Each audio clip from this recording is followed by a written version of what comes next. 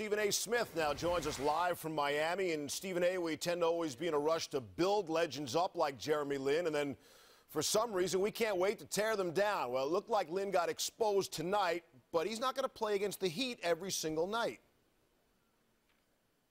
But that doesn't mean he didn't get exposed. Let's be clear about that. He's definitely a good player. He definitely belongs in this league. He definitely appears to be the point guard of the future for the New York Knicks. But there's a difference between being a starter and being a star, and there's a difference between being a star and a superstar. And the Miami Heat have two players that are at least two levels above Jeremy Lin in that regard, because Dwayne Wade was a monster. LeBron James was doing what he was doing. But to me, the star of the game was Mario Chalmers. He picked Jeremy Lin up 94 feet all night long. He harassed him. He got Jeremy Lin to the point where he actually looked petrified to dribble the basketball or to at least hold on to it at certain intervals of the game. Now, people will say that's a bit cruel. Well, I'm asking them to open their eyes and just watch what transpired here. The kid can play some basketball, but basically he was what I call T-bowed. What happened is that because he shoots with his right hand, he was forced to his left, struggling to go through his left. Obviously, if you pull up, you're going to have to pull up with your right hand.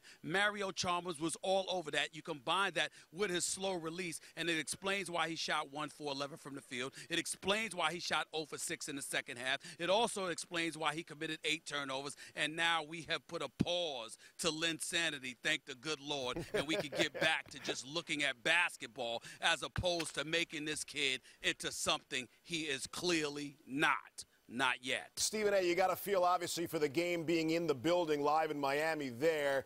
Aside from Lin, big picture, what do you think is the reaction of the people in New York who watch that game on TV? How do they feel about the way the Knicks lost tonight?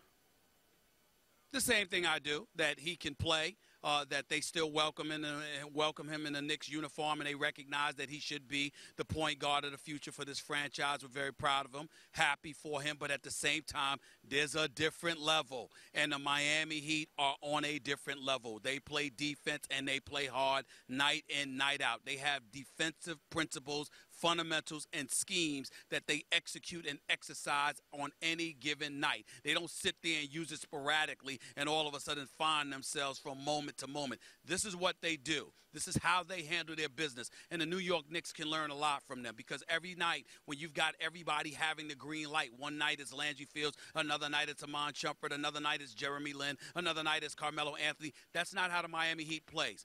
Everything goes through LeBron and D. Wade, with Chris Bosh being a third wheel. By the way, Chris Bosh had 18 points in the second half, by the way.